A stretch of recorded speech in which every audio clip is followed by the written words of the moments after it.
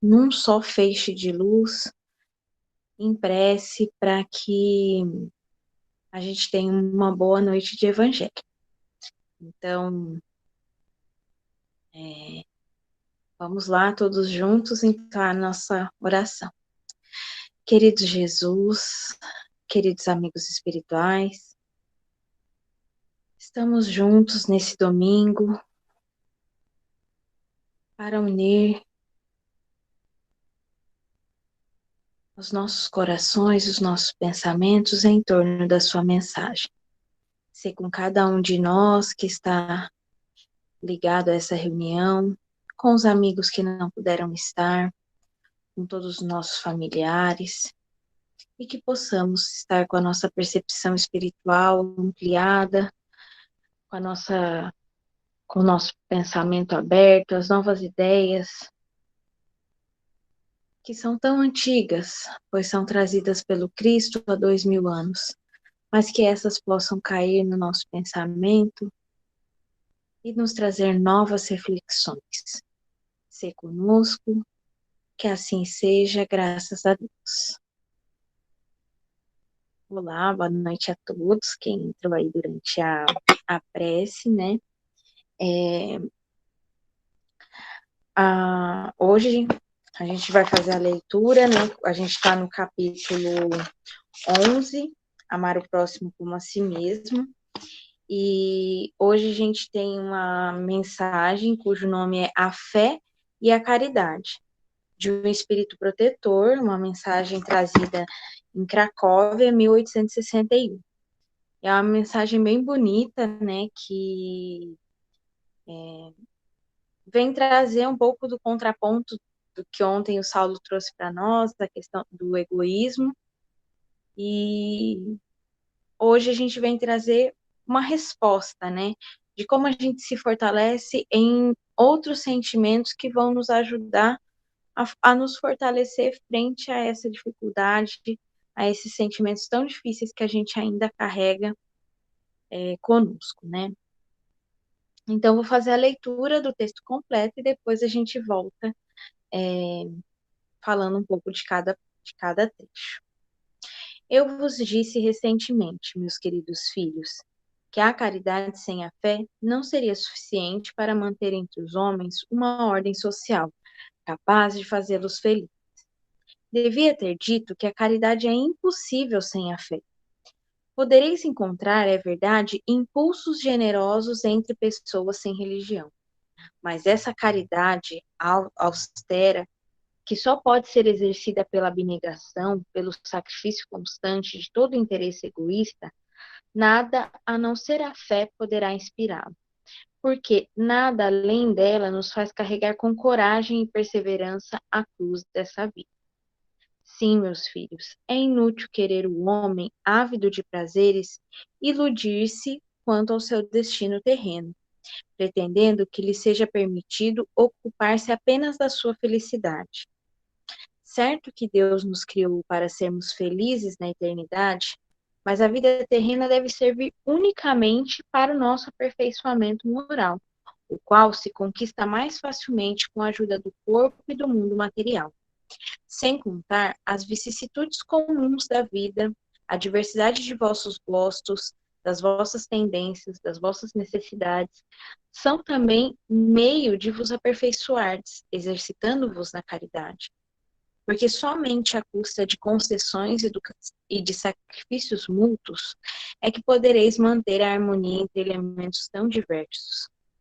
Tendes razão, entretanto, ao afirmar que a felicidade está reservada ao homem nesse mundo, se a procurar antes na prática do bem do que nos prazeres materiais. A história da cristandade nos fala dos mártires que caminhavam com alegria para o suplício. Hoje, na vossa sociedade, para ser cristão, já não se precisa enfrentar a fogueira do mártir, nem o sacrifício da vida, mas única e simplesmente o sacrifício do egoísmo, do orgulho e da vaidade. Triunfareis se a caridade vos inspira e fordes sustentados pela fé.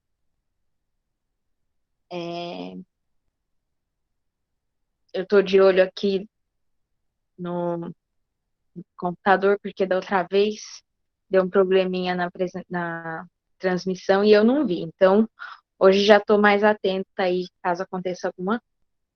Então, boa noite para quem chegou depois. É, essa mensagem, ela traz ideias muito boas para nós, para nossa reflexão, sobre o que é fazer a caridade, né? E a importância da fé a fortalecer a nossa prática da caridade. Então, eu acho que a primeira coisa que eu acho importante falar é que ao longo do tempo se criou uma ideia equivocada do que é caridade, né? Então, a gente sempre com essa ideia muito simplista, muito banalizada, como se caridade fosse uma prática de fazer o bem a um pobre ou a uma pessoa que está passando por alguma necessidade. Então, até muitas vezes, inclusive nas casas espíritas, é o trabalho de caridade. E aí as pessoas resumem caridade a isso. E não, o exercício da caridade, nós espíritas, a gente já tem uma noção de que a caridade em si, ela não se resume, ela não se encerra nessa prática, né? Então, se fosse isso, até seria mais fácil para todos nós. Eu acredito que aqui nós estamos num grupo de pessoas que não são tão indiferentes à dor do outro, não são indiferentes às situações, às vicissitudes que as pessoas passam, e na oportunidade que nós temos, a gente ainda presta uma ajuda, a gente ainda consegue fazer essa caridade, né, que está muito ligada à benevolência. Essa caridade, ela vai exigir de nós que a gente abra mão do nosso egoísmo em relação aos nossos bens materiais, né? Que, queira ou não, ainda é um pouco mais no, no momento que a gente está, ainda é algo que a maioria aqui desse grupo, né, já consegue fazer, já consegue desenvolver essas práticas.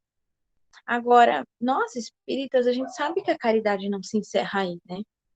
Então, lá no Livro dos Espíritos, na questão 886, quando Kardec pergunta aos espíritos o que é caridade, a resposta ela é bem simples e profunda, né?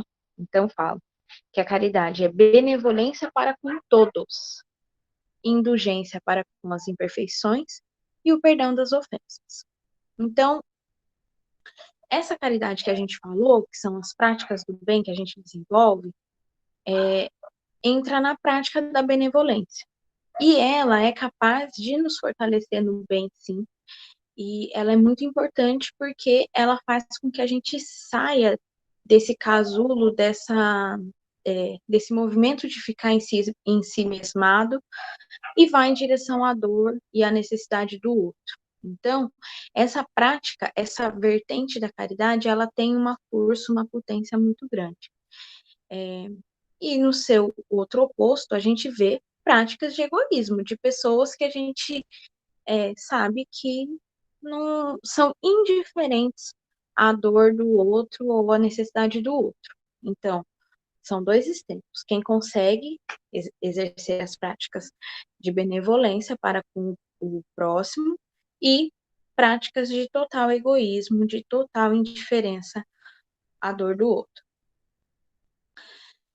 O outro item que descreve a caridade é a indulgência. Então, o que é ser indulgente para com as imperfeições do outro, né? É a gente compreender os processos e as vivências do outro e não ter uma postura de julgamento. Então, geralmente, quando a gente comete um erro, né, a gente costuma ser indulgente conosco, ter práticas indulgentes conosco, e aí e de um julgamento muito pesado com o outro. Então, vou tentar dar um exemplo, né? A gente vê uma pessoa fazendo algo errado, a gente, não, isso é errado, onde já se viu fazer isso dessa maneira, aquela pessoa, aquela não sei o quê. Quando é que a gente pensa, nossa, errei. Ah, mas eu estava num dia difícil, aquela situação é muito difícil para mim. Então, geralmente, a gente tem um hábito, né, de ser indulgentes conosco mesmo e julgadores severos com os outros, né? Então, caridade também é sermos indulgentes com os outros e conosco mesmo também, né? Não ser pessoas que não vigiam suas práticas, que sempre são pessoas que não se reconhecem nas suas dificuldades. Muito pelo contrário. A indulgência, ela vai fazer com que a gente compreenda que as dificuldades que levaram esses espíritos a vivenciar isso, e nesse sentido, ter uma postura é, de acolhimento, de abraçar, de fortalecer aquela pessoa que está vivenciando aquele momento de dificuldade. Então, a prática da indulgência, num extremo, a gente tem a prática da indulgência e no outro, do julgamento, né? E também a, a caridade é o perdão das ofensas. Então, se a gente for pensar, eu acho que esse é o mais simples, né? Todo mundo já vivenciou alguma situação que gerou uma mágoa muito profunda, uma dificuldade muito grande. A vivência dessas situações nos oportuniza a prática do perdão. Só que essa é muito difícil, porque a mágoa, ela deixa uma energia, um sentimento em que a gente se sente muito injustiçado frente às situações que a gente vive, né? E aí, muitas vezes, a gente não quer mesmo percorrer esse caminho do perdão. Então, a gente tem aí, nesse contraposto, a vivência da mágoa, do ódio, do outro lado do perdão.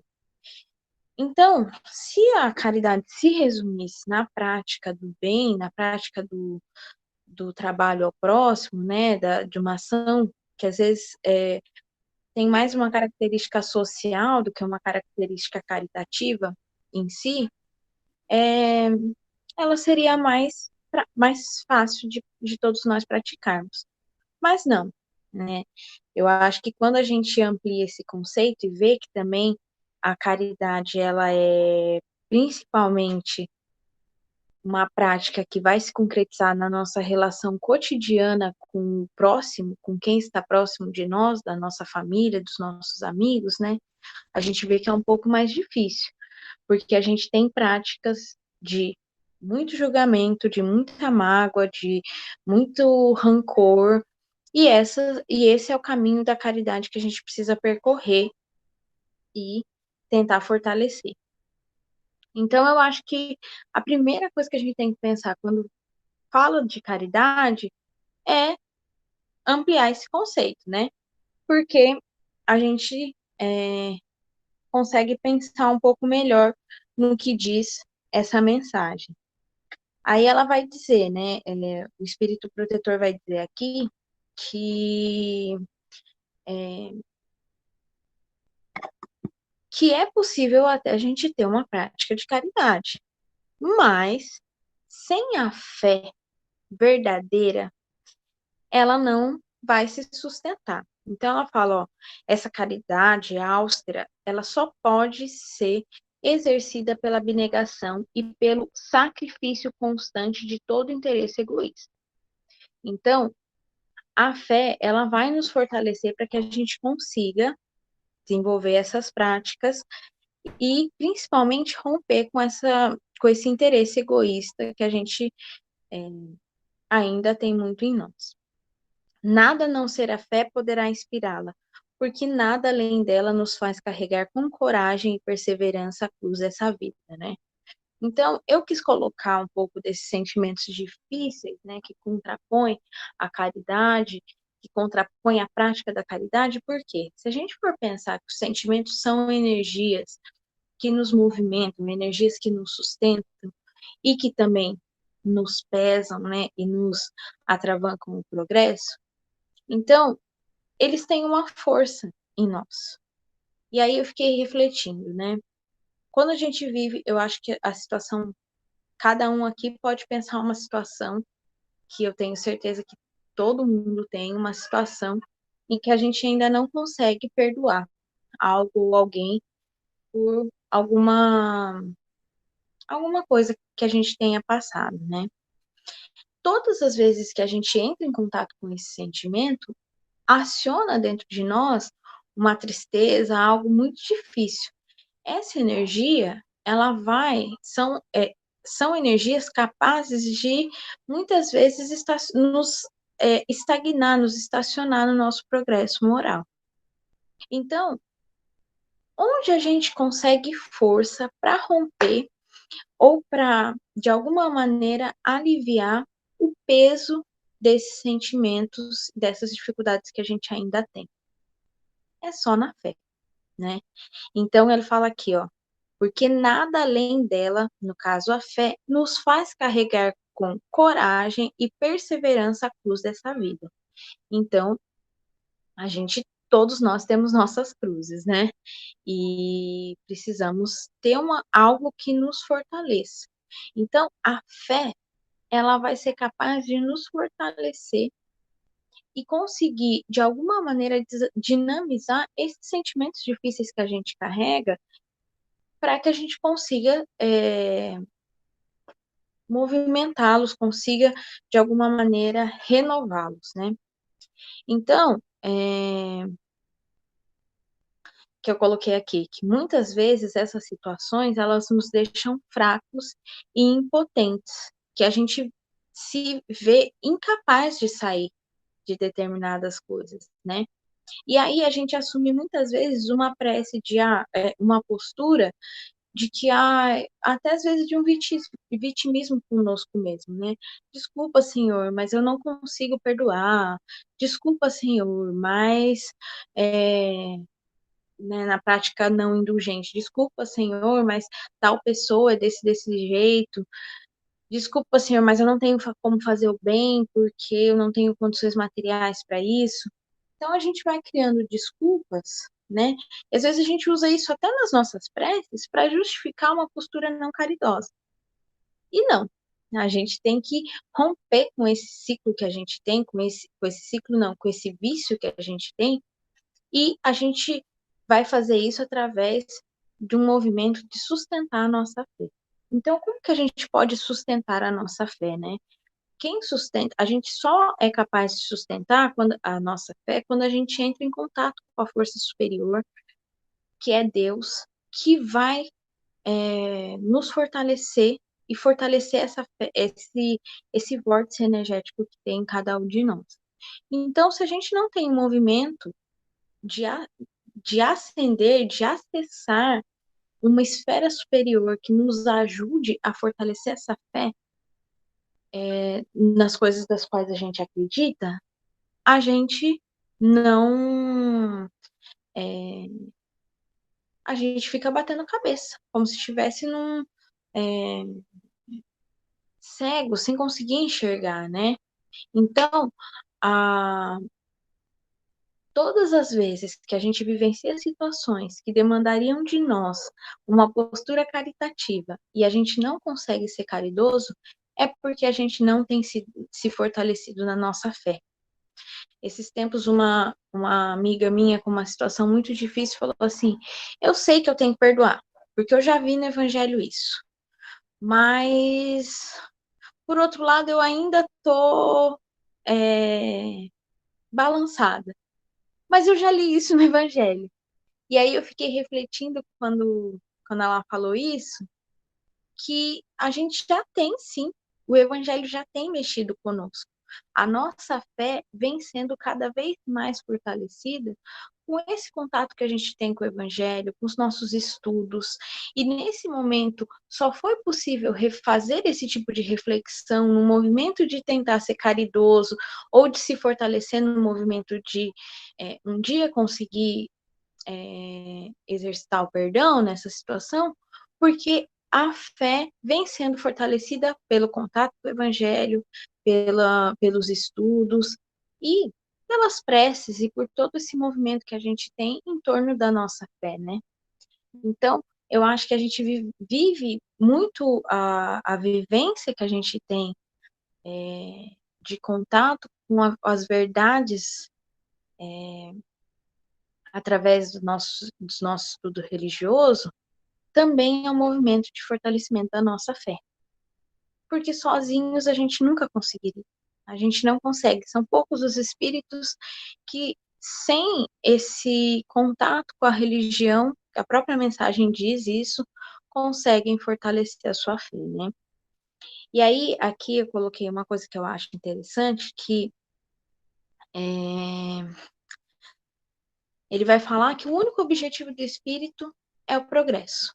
E que a única forma da gente progredir é estarmos na Terra com, com as nossas, vivenciando as nossas situações que são características desse mundo que a gente está. E aí ele vai dizer, olha, que se a gente vive todas essas dificuldades, é porque era para a gente estar vivendo isso mesmo. Não é por acaso, né? E todas essas dificuldades, elas têm um sentido para o nosso aperfeiçoamento, para o nosso progresso moral. Então, se a gente for pensar, né, a maioria dos nossos principais desafios, né, dessa encarnação, eles estão ligados às nossas vivências familiares, né, que vão trazer grandes desafios para nós, né, na encarnação, porque fazem parte do nosso planejamento reencarnatório, que foi um planejamento arquitetado para que consigamos vencer certas dores e dificuldades das quais a gente não quer mais carregar. Então, quando a gente tem, por exemplo, uma vivência em família, que sempre, se for para cada um aqui pensar na sua família, né? Eu sou assistente social e recentemente eu fiz um trabalho com as famílias que eu atendo, que cada uma pegou e escolheu uma qualidade, uma dificuldade de todos os seus familiares, né? E aí, todas juntas, aí todo mundo falou, ó, na minha casa sou eu, meu marido e minha filha. Eu tenho essa qualidade, essa dificuldade. Minha filha, eu vejo que ela tem essa dificuldade, essa qualidade. Meu marido, essa dificuldade, essa qualidade. E aí a gente fez uma lista de todas as dificuldades, né? E juntas, no grupo todo, a gente ficou discutindo quais eram as melhores estratégias de lidar com essas dificuldades do outro. E aí, maioria das estratégias, né, com todas as dificuldades, era ser paciente, não julgar, tentar manter a calma. E aí, a gente fez uma reflexão em torno disso, de que todo mundo é muito diferente. Então, embora a gente esteja num lar que a gente tenha determinadas afinidades que nos uniram lá, cada um tem uma singularidade. E essa singularidade, ela vai se manifestar de várias maneiras. E isso sempre vai exigir da gente que a gente tenha calma, paciência, que a gente tenha uma postura mesmo de caridade frente a esses espíritos que a gente está sendo oportunizado com viver nesse momento, né? Porque senão a oportunidade passa e a gente só ficou reclamando, reclamando e reclamando de ter que conviver com determinadas situações, sem fazer um movimento de superar essas dificuldades e essas questões familiares, né? Então, o amigo espiritual, né, o amigo protetor, ele nos faz um convite, né, que a gente comece a enxergar as vicissitudes comuns da vida como oportunidades de prática da caridade e que a gente consiga, através dessas oportunidades, fortalecer cada vez a nossa fé. É aquela coisa de uma retroalimentação. Quanto mais a gente alimenta a nossa fé, melhor a gente consegue trabalhar com essas situações e isso nos ajuda a fortalecer a nossa fé, que vai nos ajudar que vai nos ajudar a enfrentar outras situações que são ainda mais difíceis. Então, a fé, ela vai se configurar nesse contexto como uma energia, uma força propulsora a nos impulsionar na direção de termos práticas melhores, né, e mais caridosas, né. Aí no último parágrafo aqui, ele vai dizer, ó, que a, a felicidade, ela está reservada ao homem nesse mundo. Aí a gente fica pensando, né? Ontem, até quando o Saulo falou que a felicidade não é algo, que a felicidade não seria uma emoção, e sim uma conquista de estado, uma conquista do espírito, né? O estado do espírito. E aí eu fiquei pensando, a gente ainda não vive um estado de felicidade aqui na Terra, né? Frente ao contexto que a gente, do qual o planeta ainda se configura, né?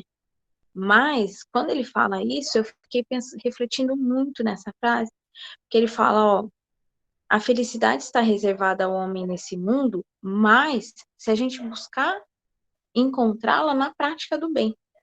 Todas as vezes que a gente tiver práticas verdadeiras do bem, e quanto mais a gente se fortalecer nessas práticas, mais felizes seremos. Só que a gente vive uma ilusão de que essa felicidade, ela está em determinados prazeres materiais. E quanto mais a gente busca a felicidade nesses prazeres materiais, mais a gente vai sofrer mesmo com as ilusões.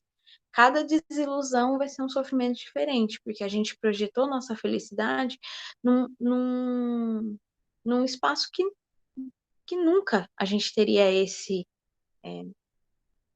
retorno, né?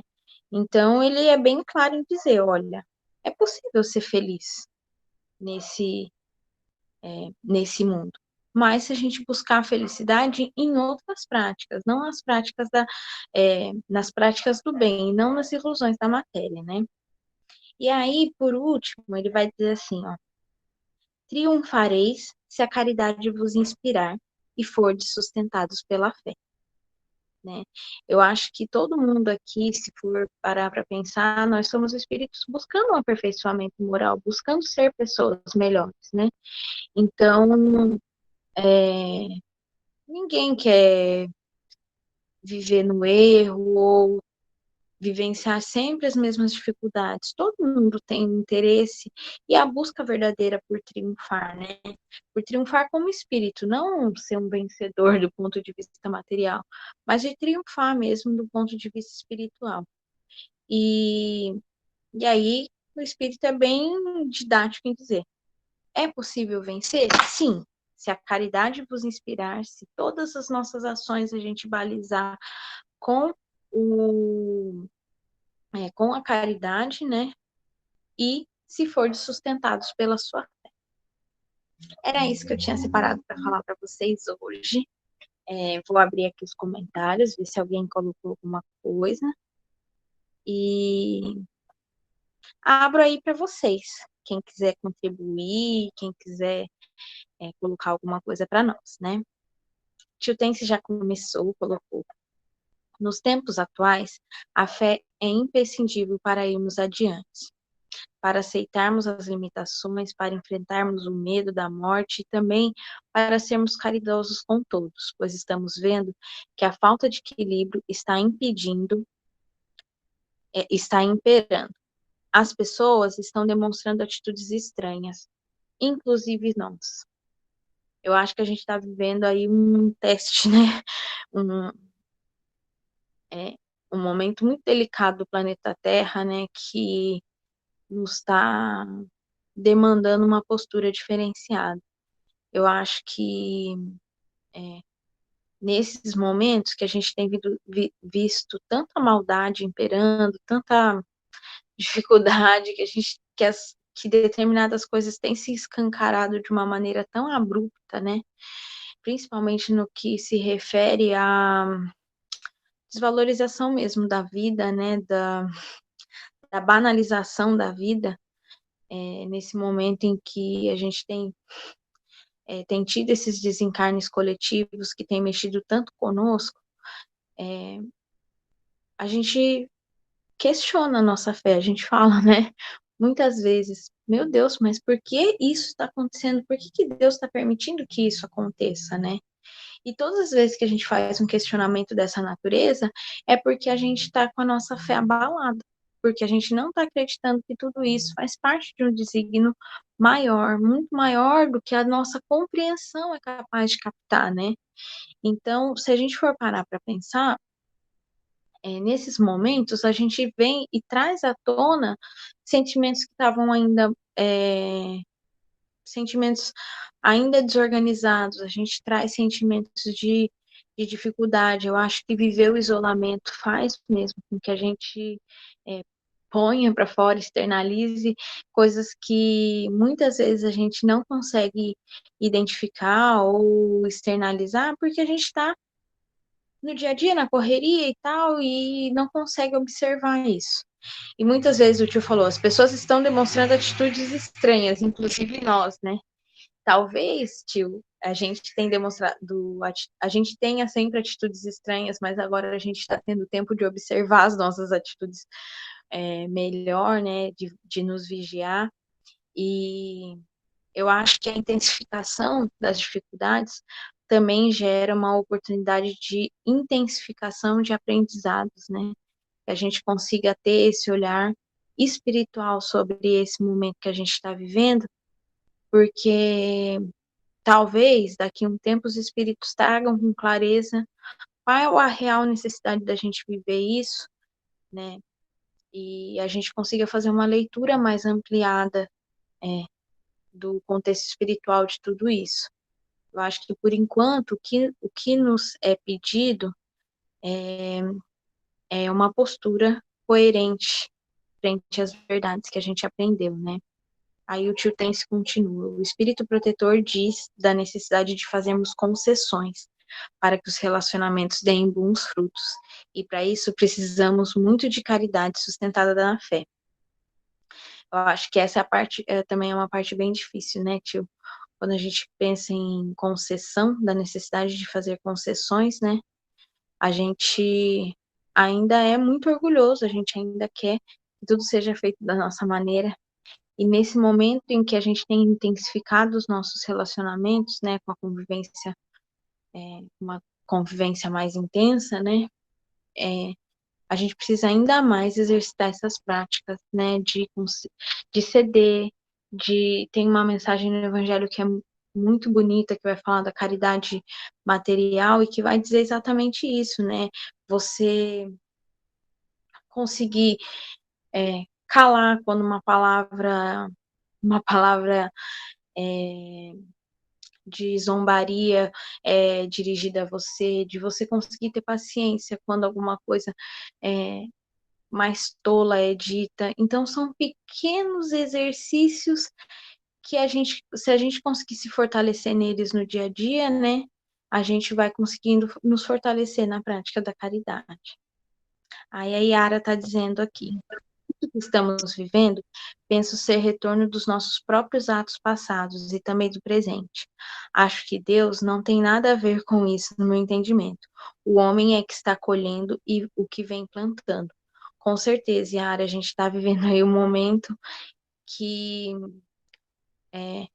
o que eu quis dizer é que a gente ainda não tem a clareza para entender o que esse movimento, que esse momento tem a dimensão espiritual desse momento, né? E com certeza, né, embora a gente saiba que a dor e as dificuldades são instrumentos de progresso, a gente ainda está batendo cabeça aqui sem conseguir ter essa dimensão espiritual desse contexto.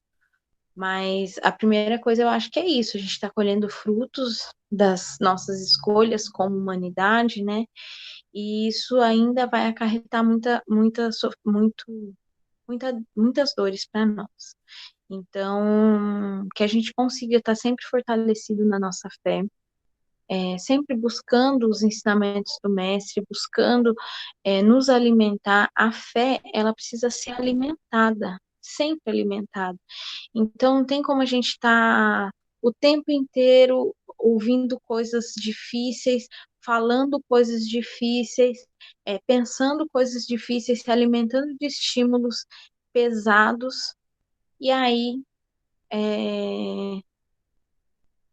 depois, na hora de passar uma dificuldade, a gente, ou não, agora eu tinha que estar mais fortalecido. Sim, a construção, fortalecer a fé, é uma construção diária. Então, a gente pode utilizar esse tempo que a gente tem tido para fortalecer a nossa fé através da aproximação com o que a nossa doutrina traz, né? Tem determinadas religiões que as pessoas têm uma fé tão intensa, assim, que não questionam, simplesmente têm fé, sente, tem fé, né?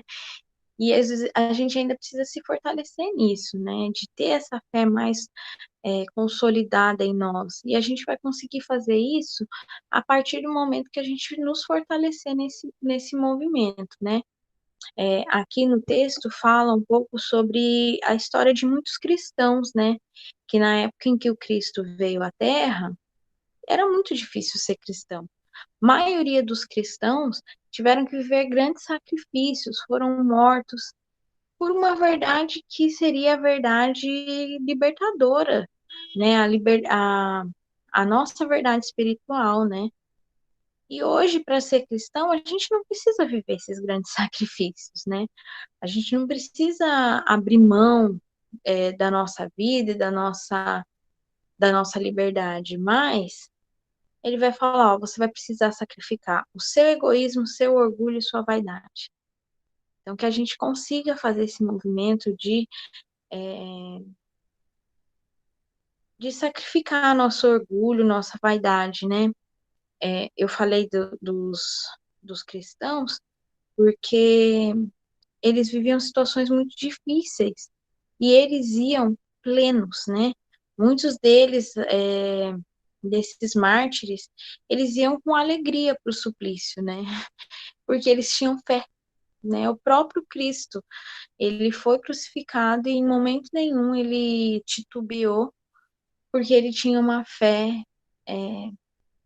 ele nos deu um exemplo de fé naquele momento, né? Então, que a gente consiga aí ter isso consolidado e consiga alimentar a nossa fé. Me veio aqui na cabeça agora que nesses momentos em casa, né, que a gente tem tido muitas oportunidades de conversar, né, e que a gente use esses momentos para ter conversas salutares, se falar sobre esses grandes exemplos que a gente teve de fé, né?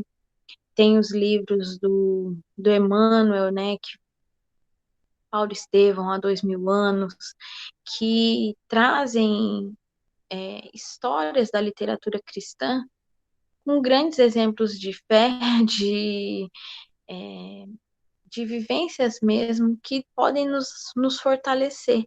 Então, que a gente consiga buscar essa literatura, fazer leituras mais edificantes, conversar sobre elas em casa, né?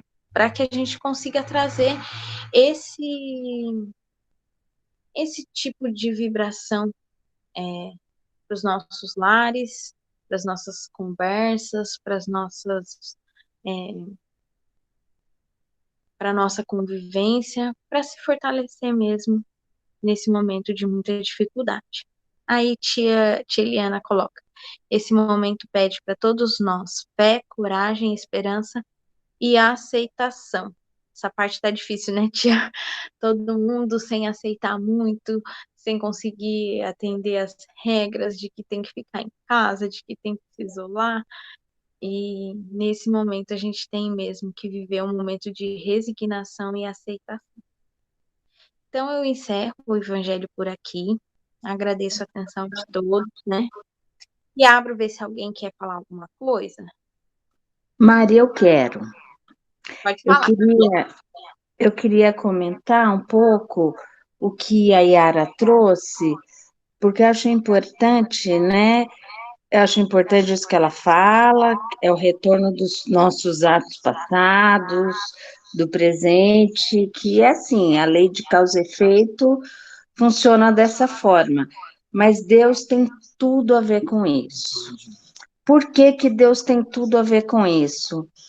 Eu acho importante a gente pensar que Deus está por trás disso, porque Ele criou, por amor a nós, Ele criou as leis. E as leis nos ajudam, é muito importante, elas nos trazem a oportunidade de colher o que a gente plantou. Isso é da lei, e é aprendendo, né, que nós vamos nos reabilitando diante da lei. Então, a fé verdadeira, que se traduz na plena confiança em Deus, porque nós temos que acreditar que Deus está conosco nesse momento, Ele permitiu que esse momento acontecesse, porque esse momento está muito importante para nós, né? Quando Eliana fala que é um momento de fé, de coragem, de esperança e de aceitação, é verdade, né? Nossa hora, nós estamos confiando que Deus está por trás disso, que Deus está permitindo que isso aconteça, porque isso é importante para nós. Que tipo de lições nós estamos vivenciando? Eu acho, tenho pensado muito das nossas lições como brasileiros. Nós estamos vivendo uma situação como brasileiros, porque além da pandemia, nós temos uma crise política sem precedente, num momento completamente inadequado. Então, como é que estão os nossos sentimentos? Assim, o medo da pandemia e a indignação com a situação política. Nós estamos super desafiados a nos vermos e a fazer esse sacrifício aí da nossa vaidade, do nosso orgulho e do nosso egoísmo, porque é hora de nos posicionarmos como cristãos verdadeiros. E não tem sido fácil ser cristão verdadeiro. Cristão verdadeiro, quem é? É aquele que é cheio de fé, aquele que é cheio de caridade, aquele que é disposto a pagar o mal com o bem, aquele que é disposto a ser indulgente. Nós estamos, porque nós temos pensado muito, conversado bastante nesse momento de pandemia, das oportunidades que nós temos dentro de casa. Mas, além do contexto interno, tem um contexto externo que também está nos convidando a atuar como cristãos. Tem sido fácil? E essa reflexão nossa, se tem sido fácil ou não, tem muito a dizer de nós para nós mesmos, não é? Em alguns momentos eu tenho refletido, falo, meu Deus, eu não estou conseguindo ser cristã nessa situação. E aí eu procuro imediatamente encontrar recursos do evangelho para tentar mudar o meu diapasão interno, que muitas vezes tem se apresentado com profunda indignação, não é? E não é a postura ideal para esse momento. Então, a situação difícil é colheita, sempre uma situação difícil vai ser colheita. Ninguém está no contexto que não merece, ninguém está ali por acaso. Como você bem disse, eu achei que você usou uma palavra importante. Nosso planejamento reencarnatório foi arquitetado, isso mesmo, ele foi pensado nos mínimos detalhes. E esse momento coletivo é para nós, sob a permissão de Deus, sob o cuidado de Deus para nos permitir esse avanço espiritual. Então, é importante pensar assim, sabe? Que apesar de ser uma colheita, o contexto, ele é muito sinalizador da presença de Deus nos impulsionando adiante. Obrigada pela oportunidade, era isso que eu queria trazer de reflexão com o tema da noite. Mari, queria complementar. Pode falar, tio.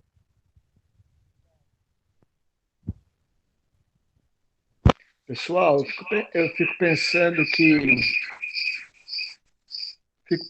que nesses instantes, tudo aquilo que a gente ouvia falar. Tio, não tá dando para ouvir. Mari, pessoal, Agora deu, tio. eu fico pensando que tudo que a gente escutou há uns tempos atrás, de que os tempos eram chegados, os tempos são chegados, agora eles realmente chegaram, não é? Então, todo mundo sabe, todo mundo que é espírita sabe, que o planeta Terra está passando por um progresso na escala dos mundos do universo. E que esse momento, sim, foi planejado por Deus. Todos nós fomos avisados. Infelizmente, a gente parece aquelas virgens loucas do Evangelho que foram para o casamento que era de noite, não levaram o querosene, não levaram o óleo, não acharam o noivo na escuridão da noite. Então, todos nós fomos avisados e todos nós fomos pegos de calça curta porque não levamos a sério o aviso da espiritualidade que foi feito há 150 anos atrás. Né? A doutrina dos espíritos tem mais de 150 anos. E a gente está aqui agora, vamos assim dizer, completamente perdido, a maioria de nós, porque não levou a sério esse chamado. Então, eu creio que é um momento de grande reflexão, um momento de grande tomada de consciência de todos nós. Entender, sim, que Deus está no comando. Mas no comando dele, não no comando que a gente achava que tinha que ser. Não é? Porque o que a doutrina dos Espíritos fala, corroborando a mensagem de Jesus sobre o final do tempo, né? Os finais dos tempos? A Gênesis fala para a gente, né? Que o mundo velho está ruindo. Mas o mundo velho não é só esse mundo exterior, é o mundo velho dentro de nós também. E quando o mundo velho começa a ruir, os que estão, vamos assim dizer, sintonizados com o mundo velho, resistem. Externamente, a gente está vendo as resistências aí para o mundo velho, a gente está no século XXI e tem gente falando em ditadura. De novo no Brasil, né? A gente está no século XXI e estamos com a cabeça, sei lá, Idade Média, do começo da Era Cristã, não sei, né? Então, o mundo velho está ruindo, mas o mundo velho está ruindo dentro de nós também. E a gente não quer perder a nossa identidade, luta para sermos iguaizinhos ao que éramos. A gente não segue o que Jesus falou, que é preciso transformar. Então, gente, é preciso desapegar do mundo velho, de fora de nós e de dentro de nós. Só assim a gente vai poder aceitar, como a Eliana falou, esse momento. E não só aceitar, como aproveitá-lo para o nosso progresso moral e da coletividade. Era isso que eu queria falar, Mari. Obrigado.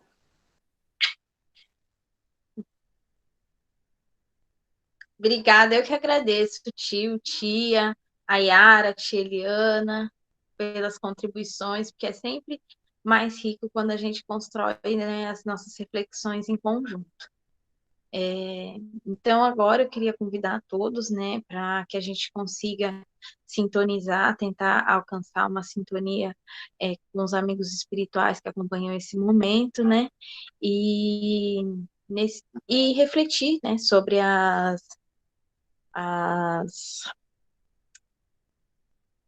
refletir que nesse momento, na casa de cada um, tem uma equipe espiritual nos amparando, né?